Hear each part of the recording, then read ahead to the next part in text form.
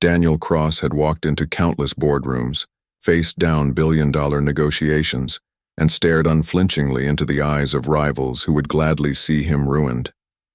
But nothing, no deal, no confrontation, had ever stopped him dead in his tracks, like the moment he stepped into his own kitchen that Tuesday afternoon.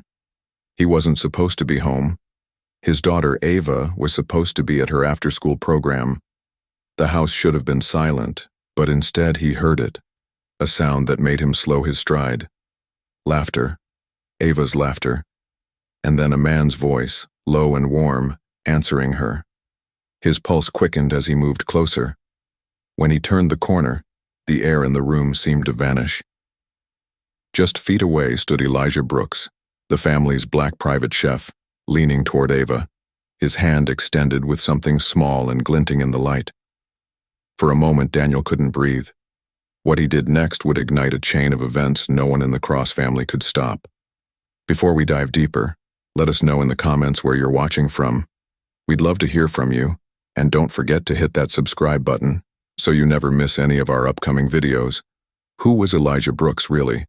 To Daniel Cross, he was a talented chef with a calm demeanor and an impressive resume, a man who seemed to take quiet pride in his craft and kept his personal life well guarded. But that afternoon, standing in the kitchen of the Cross estate with Ava just an arm's length away, he looked different, more guarded, more intent. Why was he alone with her when she should have been at her program? And what was that small object he held, its edges catching the light, making Daniel's chest tighten with unease? Was this a moment of harmless care, or the tip of something that would upend everything Daniel thought he knew about his home, his staff, and even his own daughter?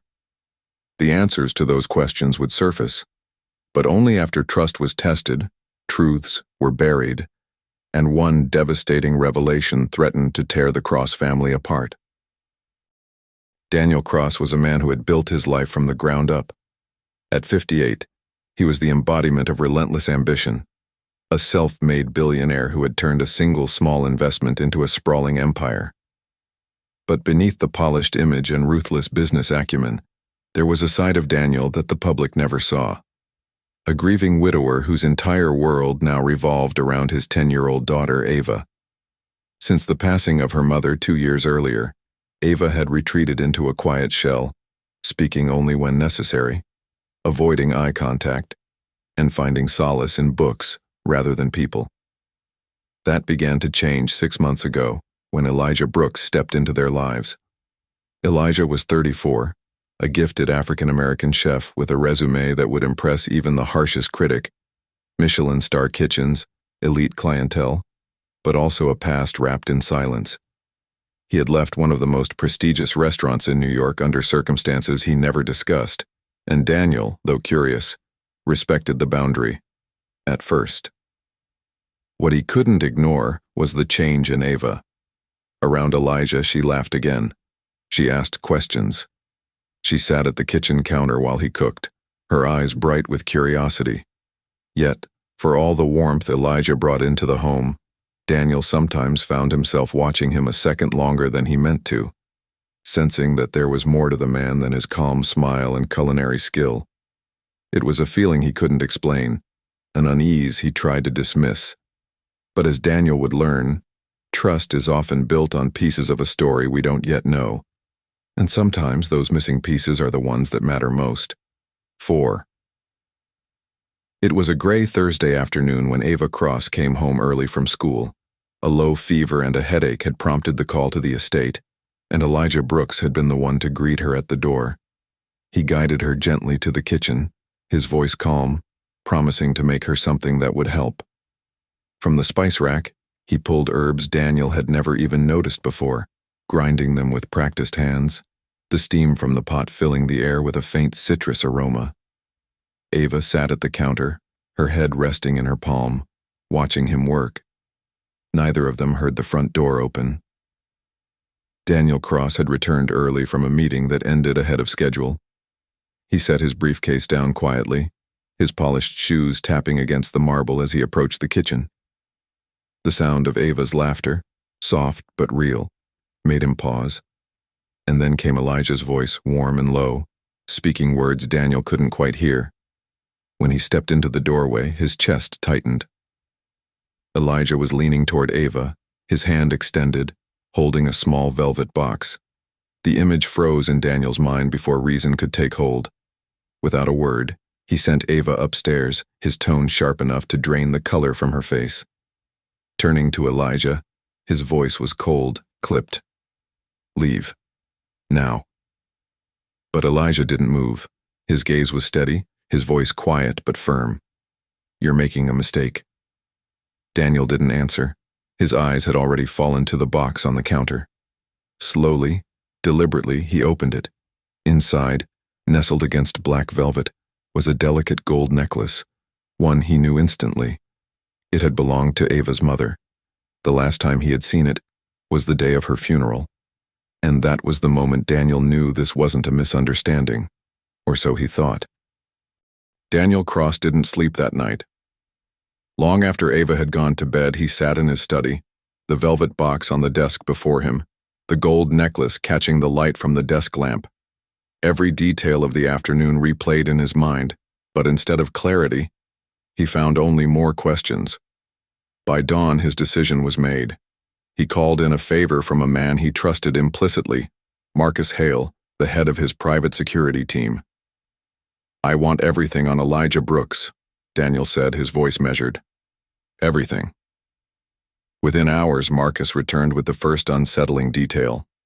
Elijah had sealed court records from 15 years ago, hidden so well they barely appeared in any database. The contents were unknown, but the fact they existed was enough to stoke Daniel's worst suspicions. Word of the confrontation spread quietly among the estate staff. Conversations stopped when Daniel entered a room. Ava, usually at the kitchen counter when Elijah cooked, now refused her meals entirely. She stayed in her room, the door closed, her silence heavier than any argument. 3 days later, Marcus called again. His men had been following Elijah. That afternoon, they watched him enter a small, unassuming cafe on the east side of the city. He wasn't alone. Across from him sat a woman in her 40s, elegant yet understated, her face partially hidden by the brim of a hat. They spoke for nearly an hour, their conversation intense, their expressions shifting between guarded and tender. When Elijah left, the woman lingered, staring into her coffee as if bracing herself for something. Marcus had already run her face through recognition software. The results came back with one undeniable match. She was connected to Daniel's late wife in a way he never could have imagined. When Daniel learned who she really was, the ground beneath him shifted. Daniel Cross sat motionless in his study as Marcus delivered the final report. The woman from the cafe was identified as Rebecca Lane, his late wife's younger sister, and therefore Ava's biological aunt. Memories of Rebecca surfaced instantly, the shy smiles at family gatherings, the tearful goodbye at the funeral, and then nothing. Years of silence. Marcus slid a photo across the desk, taken through the cafe's front window. In it, Elijah Brooks sat opposite Rebecca, the necklace on the table between them. "They weren't plotting against you," Marcus said quietly. "They were planning a gift." The words barely registered at first. Marcus explained that Ava, still carrying the ache of losing her mother, had asked Elijah for help. She wanted something that would make her feel close to her again. Elijah had reached out to Rebecca in secret, arranging for the necklace to be returned in time for Ava's upcoming birthday. The velvet box, the quiet meeting, the secrecy, it had all been for her. Daniel leaned back, the weight of his assumptions pressing down harder than any business deal gone wrong. But there was still one truth no one had spoken aloud, and it would cut deeper than anything yet revealed. When Daniel Cross finally sat down with Ava, her small hands were clasped tightly in her lap, her eyes fixed on the floor. It took a long silence before her voice emerged, trembling but steady enough to be heard. She told him she hadn't told him about Elijah or Rebecca because she was afraid he would say no, afraid he would take away the one chance she had to hold on to a piece of her mother. She had missed her mother every single day, she said, And the necklace wasn't just jewelry. It was a connection. Daniel felt the truth hit harder than any accusation or suspicion he had thrown at Elijah. His own reaction, fueled by fear and assumptions, had nearly severed the last living link his daughter had to her mother's family. The next morning, Elijah Brooks submitted his resignation, but it wasn't the end. He visited often, sharing meals and stories, no longer as the Cross family's chef, but as a friend, and, in Ava's eyes, as someone who had kept a promise when it mattered most. Sometimes the danger isn't in what's in front of you, but in the walls you've built around yourself. From the very first moment Daniel Cross stepped into that kitchen and saw Elijah Brooks standing with Ava, the story was carefully balanced between what seemed to be true and what actually was. Each turn was marked by a deliberate pause, just enough to make the viewer lean closer, waiting for the next piece to fall into place. The necklace in the velvet box was more than just an object. It was the first domino, a quiet yet jarring clue that pushed Daniel into suspicion. The sealed court records from 15 years ago became the second, layering uncertainty over Elijah's past. The meeting in the cafe with the woman whose connection to Daniel's late wife wasn't yet revealed acted as the third, tightening the thread between doubt and discovery. Between each revelation, moments of tension gave way to personal beats.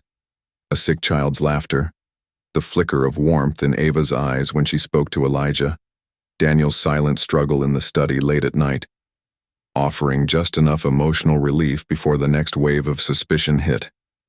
By shifting between Daniel's perspective, driven by fear and protection, and the hidden truth waiting in Elijah's quiet loyalty, the story let the audience walk both paths at once. And from the very start, there were quiet foreshadows. Elijah's genuine care for Ava, the way she trusted him without hesitation, and the unspoken fact that the most important parts of his presence in the Cross home had nothing to do with the meals he prepared. Each was a subtle signal, almost invisible until the truth came to light. What would you have done if you were Daniel Cross? Would you have confronted Elijah Brooks the same way the moment you saw him with Ava? Or would you have stopped to hear the full story first? Every choice we make in a moment of fear leaves a mark, sometimes on ourselves, sometimes on the people we love most. Share your thoughts in the comments. I read every single one. And if you thought this story was nice, wait until you hear the next one. Subscribe now so you don't miss it.